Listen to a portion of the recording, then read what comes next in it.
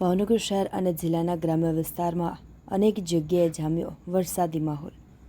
જિલ્લાના સિહોર તાલુકાના ટાણા ગામમાં જોરદાર વરસાદની શરૂઆત।